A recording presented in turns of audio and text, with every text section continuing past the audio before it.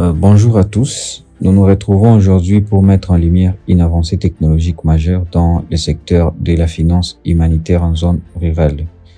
Après une phase intense de développement et une formation réussie des agents de l'ONG Meru, nous avons le plaisir de recevoir la responsable financière de la société conceptrice du logiciel Faisal Company, alors que la distribution de cash aux populations vulnérables représentait autrefois un défi logistique et sécuritaire immense.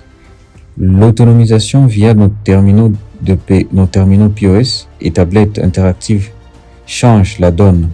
Aujourd'hui, nous allons explorer avec elle l'impact stratégique, la transparence financière et les enjeux de cette transformation numérique pour l'inclusion financière de nos communautés. Bonjour madame, pouvez-vous vous présenter s'il vous plaît? Bonjour, je suis Clarisse Isenga. Je suis experte en ingénierie financière et en transformation digitale au sein même de Faisal Company. Avec Faisal Company, nous avons conçu Meruscan non pas comme un simple logiciel, mais comme un levier stratégique. L'objectif étant de prouver qu'une gestion financière de pointe peut radicalement améliorer l'efficacité de l'action humanitaire sur terrain. D'un point de vue financier, quels étaient les principaux risques liés à la distribution manuelle des cash que cette solution Meruscan permet aujourd'hui d'éliminer? Alors, parlons de la distribution manuelle et de la digitalisation. Historiquement, le manuel même est l'ennemi même de la sécurité financière, dans le sens où le principal risque était la fuite d'abord de capitaux, les erreurs de comptage humaine et surtout le manque de preuves d'unicité du bénéficiaire. Avec la solution qu'on a apportée, elle élimine non seulement le risque de fraude lié au doublon, mais aussi elle sécurise le transport de la valeur. Nous passons donc d'une gestion de caisse physique à une gestion de flux numérique, ce qui réduit l'exposition aux risques opérationnels et sécuritaires sur le terrain. Ainsi, chaque dollar est tracé de la caisse centrale jusqu'à la main du bénéficiaire. Merci beaucoup. Et comment le système de cartes à QR code garantit-il que les fonds atteignent réellement les populations cibles? Et quel est l'impact de cette précision sur les audits financiers? Les QR codes agissent comme une empreinte digitale financière ou encore une signature numérique unique, éliminant ainsi le doublon et les bénéficiaires fictifs. Il assure donc l'intégrité de la transaction elle-même. On sait exactement qui a conçu quoi, où et quand. Pour un auditeur, par exemple, c'est le passage de l'échantillonnage aléatoire à la vérification exhaustive. Cette traçabilité de bout en bout crée une piste d'audit infalsifiable. Cela renforce la crédibilité de l'ONG SCC Meru face aux standards internationaux de conformité, garantissant que chaque dollar investi est un dollar arrivé à destination.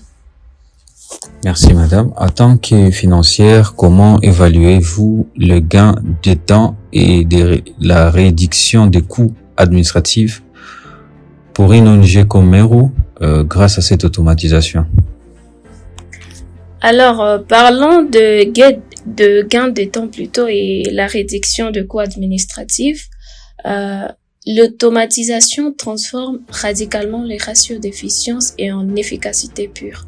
En supprimant le traitement manuel des jetons et la saisie fastidieuse de rapports papier, cela réduit les coûts de back-office, en tout cas de manière significative.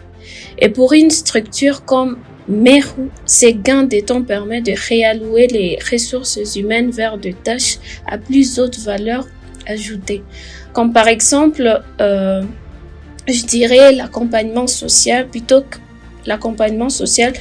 que vers la simple gestion admin. C'est au fait de l'automatisation pure. C'est donc non seulement on fait plus vite, mais plus vite avec moins d'erreurs. C'est ce que j'appelle moi personnellement l'optimisation de la chaîne de valeur humanitaire. Dépenser moins en paperasse pour donner plus aux bénéficiaires. C'est un peu ça. Merci. Et l'utilisation des tablettes et POS permet une synchronisation des données en temps réel. En quoi cette visibilité immédiate sur les flux financiers change-t-elle la gestion de la trésorerie du projet? Alors, je dirais qu'en finance, l'information en temps réel est le pouvoir. Cette visibilité immédiate change tout, dans le sens où auparavant, la trésorerie était gérée en aveugle jusqu'au retour des équipes de terrain. Aujourd'hui, grâce à la synchronisation en temps réel, ils ont un tableau de bord de liquidité instantanée. Cela permet une gestion de trésorerie dynamique. Ils peuvent donc ajuster le flux de fonds selon la consommation réelle sur le terrain, évitant ainsi le reliquat dormant ou à l'inverse, le rupture de cash lors des distributions et réagir immédiatement en cas d'anomalie. Il s'agit donc du pilotage financier de précision. Merci. Le secteur humanitaire exige une transparence totale. Comment ces logiciels facilitent-ils la production des rapports financiers destinés aux bailleurs des fonds? Alors, de nos jours, le bailleur des fonds ne finance plus seulement de projets. Il finance également de la transférabilité et surtout de la donnée fiable. Les logiciels même génèrent des rapports financiers automatisés, précis, granulaires et conformes aux standards internationaux. Cette transparence totale réduit les cycles des reporting et renforce la confiance des partenaires. En fournissant de données certifiées, juste en quelques clics, cela démontre une gouvernance financière exemplaire, ce qui est un avantage même compétitif majeur pour capter des futurs financements. Merci. Au-delà de la simple distribution, quel est l'enjeu stratégique d'intégrer des populations rurales dans un écosystème numérique?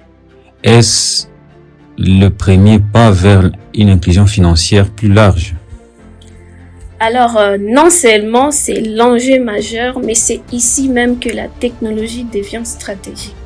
En intégrant les populations rurales dans cet écosystème, Meru ne fait pas que distribuer de l'aide, il leur crée une identité numérique financière. Parce que pour une personne en zone rurale, je dirais que c'est effectivement le premier pas vers une inclusion plus large. Ces systèmes de cartes peuvent évoluer vers l'épargne, par exemple, les scores de crédit ou encore l'assurance.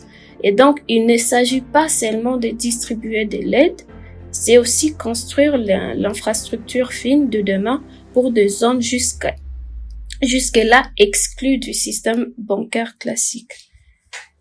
Si vous deviez résumer l'impact majeur de cette technologie sur le secteur de la humanitarian fintech, quel serait-il? Si je devais résumer cela, alors l'impact majeur est la dignité par l'efficience. La humanitarian fintech ne doit plus être perçue comme un luxe technique, mais comme plutôt une norme d'éthique et d'efficacité.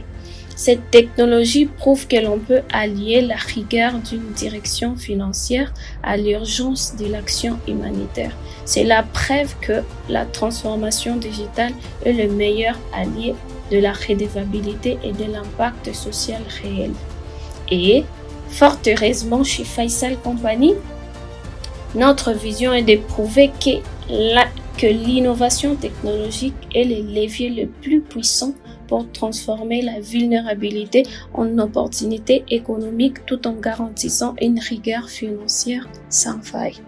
Merci. Je vous remercie, madame.